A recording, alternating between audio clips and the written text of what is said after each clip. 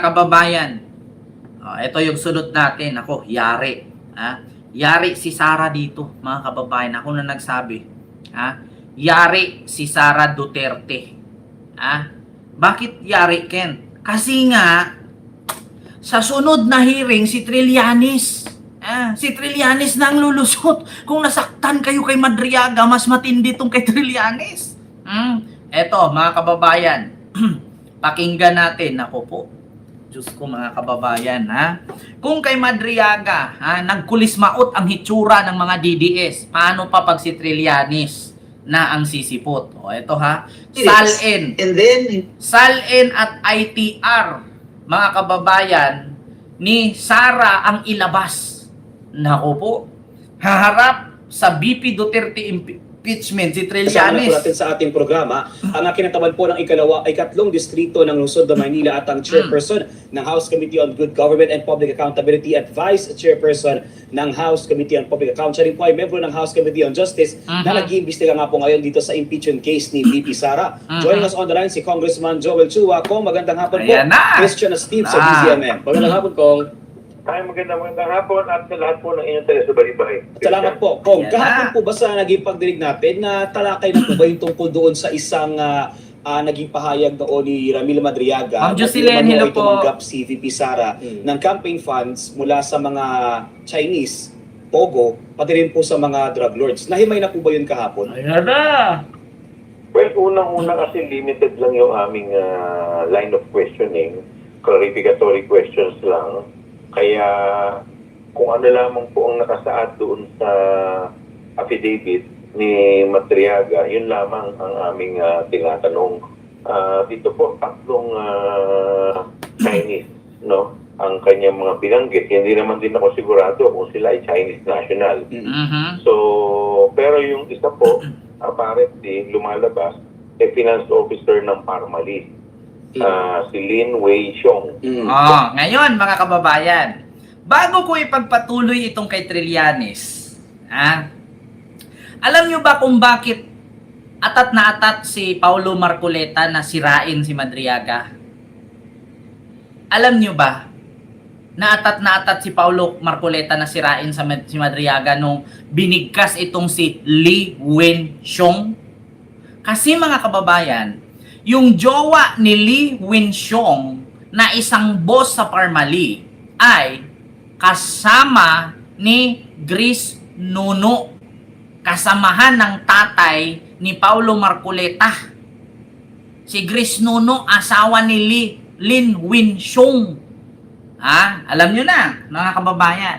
Sino ba si Grace Nuno? Ito. Kaya mga kababayan, galit na galit si Paulo Marcoleta doon. Kasi bakit? Gusto niyang sirain. Bakit daw papaniwalaan si Madriaga? Nakakulong, kriminal. Diba? So ito, mga kababayan, ipakita ko lang sa inyo. Ito po ang katotohanan dyan, mga kababayan. Si Li Wenxiong. Lin Wenxiong ba ang pangalan nun? Ito po ang kadahilanan, mga kababayan. Wait lang. Pakita ko sa inyo dito na ang sabi na si Madriaga ay binigyan daw ng pera ni Lin Wenxiong, tapos in-interview pa ngayon mga kababayan. Wait lang na makita ninyo. Actually narinig nyo naman sa sabi dito mga kababayan, si Lin Wenxiong. Ayan, wait lang, hanapin ko dito. Lalabas dito yun na-save ko yung video, mga kababayan. Ito ba yon? If I may, Madam Chair, dahil nandun sa kanyang affidavit na siya ay natawagan, nakakapagtagalog po ba si Mr. Lin Wenxiong? That is a probing question. Ito pa sasagot natin. Ayan. Mahal, ang tanong. Okay lang. Tayo. Maayusin natin ang bago sa pamumuhayan. Kailangan mamaya na makakuha. Yun, nasagot. Chair. If I may, Madam Chair, dahil nandun sa kanyang affidavit na siya ay natawagan, nakakapagtagalog po ba si Mr. Lin Wenxiong? That is a probing question. Ito pa sasagot natin. Ayan si Mahal, Grace Nuno. ang tanong. okay lang. Tayo. Ang sabi kasi dito mga kababayan, ito si Grace Nono. Kasama yan doon sa party list ni Marcoleta. Ngayon mga kababayan, si Lin Winchong, asawa kasi niyan nito ng kaibigan nila Marcoleta kasi. Oo, so ito po 'yon si Grace Nono mga kababayan. Hanapin ko lang ha. Ito ha, Grace Nono ba pangalan yan? Basta Nono apelyido niya. Ha? Ito ha. Para makita ninyo, Nono and Marcoleta. Ito ha, mga kababayan, ito. Sweeping and unverified allegations of assassination. again on the credibility. Yan po ha, mga kababayan. Grace Nono. Totoo po ito mga dito eh. Ito ha, Grace Nono ba? Grace Nono Marcoleta. Yan. Kasi mga kababayan, konektado kasi si Lin Winchong. Unverified allegations. Chair, Wait lang mga kababayan. sasabihin mo, Hindi ko lang muna isali yung pangalan ni Marcoleta. Kay Grace Nono lang muna. IBC 13 station ID.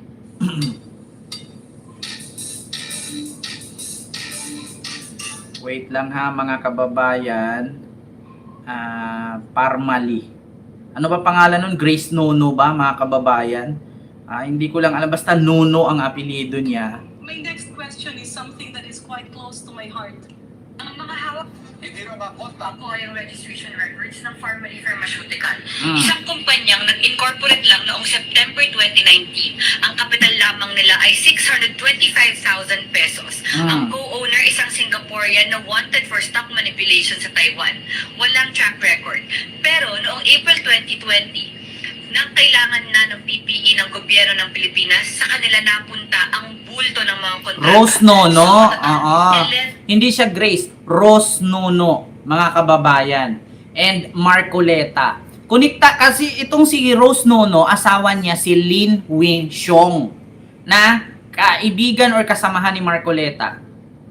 Kaya mga kababayan, nandoon itong si Paulo kasi nga, alam niya masasabit Sweeping and eh. unverified allegations of assassination. So po mga kababayan ha. Ayan, wait lang ha. Lin Wenli Shen Ayan. and Lin Wei Shon refer to one and the same person. What evidence can you offer to us to counter this testimony of Colonel Asherto? I have my marriage contract that stated my only husband is Lin Wishong. Not Okay. Alan Lim, not another Win Lee. Sorry. Apart from the marriage contract, ma'am, what else can you offer us? I only have our marriage contract with me here. I mean, for a big-time businessman who owns a lot of real properties, not only in the Philippines, but even abroad, I'm sure that you have an ample documents to offer us so we can rule out the allegation of Colonel Asherto that these three names refer to one and the same person, and that is your husband. Maybe I can, if it is okay, the ECR card of my husband. ACR? Yes. And also, if possible, passport that my husband is Lin Wishong. May we know how many passports does your husband have? Only one. Is it a Philippine passport? Ayan siya si Rose Nonolin. Konektado kay Marcoleta yan. Ito, hanapin natin na Rose Nonolin. Rose Nonolin and Marcoleta. Pag may lumabas na picture, alam nyo na. Ito po ang patunay mga kababayan. Ito po ang patunay. Ayan. District 5. Rose Nonolin and Marcoleta. Wait lang nga mga kababayan kasi yung nagloloko siya. Ito po mga kababayan ang patunay. Tinaas po ni Marcoleta ang kamay ni Rose. Ayan. Sabi ni Ramon Tulpo. Ayan na, Rose Nonolin. Ramon Tulpo post, mga kababayan. ang binanggit kahapon ni Ramil Madriaga sa House Justice Committee. Eto na, mga kababayan. Kaya po mga kababayan, na bakit si Marcoleta ay sinabihang kriminal si Madriaga, mga kababayan, kasi po, mga kababayan, ay konektado kasi ang Marcoletang tatay doon sa kay Lin Wenxiong. So basahin ko lang ang post ni Ramon Tulfo, mga kababayan. Ito, ang binanggit kahapon ni Ramil Madriaga sa House Justice Committee na si Lin Wenxiong na di umano ay drug lord ay asawa ng formerly official na si Rose Nonolin. Si Lin Wenxiong ay business partner ni Michael Yang, economic advisor ni former President Duterte. Umabot sa 175 million ayon kay Madriaga ang ibinigay ng Parmali na sangkot sa malaking anomalya noong pandemic sa kandidatura ni VP Sara. Noong 2025 election ay inendorso ng isang religious organization si Rose Nonolin na tumakbong kongresista sa 5th District ng Quezon City. Isa sa mga nagtaas ng kamay niya ay si dating party list congressman na ngayon Senator Rodante Marcoleta. Ayan. Alam niyo na, mga kababayan. Sasabit kasi sila. Ma-question, di ba itinaas ni Marcoleta yan? Si Rose Nonolin? Di ba asawa yan ni Lin Wenxiong? Kaya pala si Marcoleta Paulo dumikit doon kay Madriaga. Pinalipat si Madriaga doon sa kabila. Nagmukha siyang tae doon. Di ba? Nagmukha siyang tae. Alon TV, may galab shoutout po at sa Sirisa Force. Di ba? Yun po yung katunayan, mga kababayan. So alam nyo na. Kaya pala mga kababayan, ganun-ganun na lang si Marcoleta, Paulo Marcoleta or Marcoleta Jr. na mag-react. Kasi bakit, mga kababayan, may connection kasi ang kanyang tatay, masisilip di ba yan si Rose Nonolin, asawa ni Lin Wenxiong? Kaya pala mga kababayan na kung makapag-react itong si Paulo Marcoleta doon sa Quadcom, sinabihan na nga siya ni Jinky Luistro na bawal na mga katanungan na yan. Bawal din siyang sabihan ng ganyan. Bawal din sa ganun. Kasi nga, tayo dito ay clarificatory hearing. Hindi po tayo dito trial.